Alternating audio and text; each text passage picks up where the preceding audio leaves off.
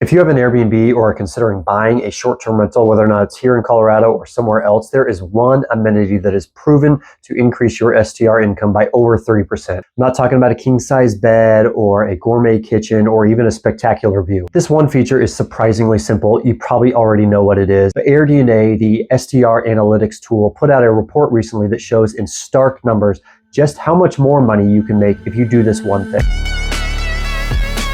In this video, I'll break down new data from AirDNA revealing which amenities actually boost revenue, and more importantly, I'll share with you the one thing that makes the biggest difference, especially in mountain and lake resort towns. I'm James Carlson. I've been a real estate agent here in Colorado since 2017, and I help short-term rental investors like you find Airbnb-friendly cities, analyze revenue potential, and make smart, data-driven buys in our beautiful state. Stick around to the end of this video to find out how I can help you find an STR or a second home. When travelers choose a mountain or a lake rental, they're not just buying shelter, they're buying an experience. And that means that the features that you add can directly impact what you can charge and how often your place is booked. Now, if you're in a mountain market like Colorado, you already have the location part handled, so which amenities will move the needle? According to AirDNA's latest analysis, they measure the impact of dozens of features on ADR, occupancy, and RevPAR. And if you roll your eyes at techie terms like RevPAR, don't worry, just know that revenue per average rental is a metric for success. The higher, the better. So here's how the data breaks down.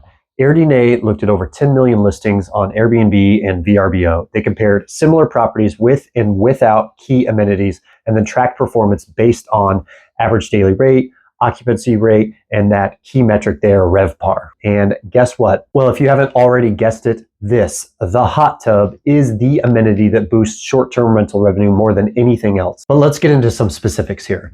All other things being equal, according to AirDNA's analysis, properties with hot tubs average $303 per night. Without them, just $228 per night. That's a 33% increase in nightly rate. RevPAR, your key revenue number here, is up 38%, and bookings rise too, although just a little bit, with 4% higher occupancy. To me, numbers like these show that a hot tub is not just a luxury, it's a driver of revenue. Hey, if you found anything in this video helpful so far, hit the like and subscribe button below. You know the drill. It might be easy to file this video under the category of things we already knew. Hot tubs are attractive to a lot of different guest types. Winter ski groups, summer families. Have you ever almost booked a place and then discovered it had a hot tub and were disappointed? No, you have not. To be more specific than just hot tubs are popular, one of the main ways that this boosts revenue is that people filter by hot tub all the time. It increases your visibility within the platform, meaning your property gets seen first. And on that point, a side note here, but if you can have a style of home or an amenity for which Airbnb has a filter that can help you rise up the rankings a lot. Now, buying a hot tub is an investment, and so far all we've talked about is the incoming revenue. So let's talk a little bit about return versus cost. A mid-range hot tub should cost you somewhere between $7,000 and $10,000 all installed and everything.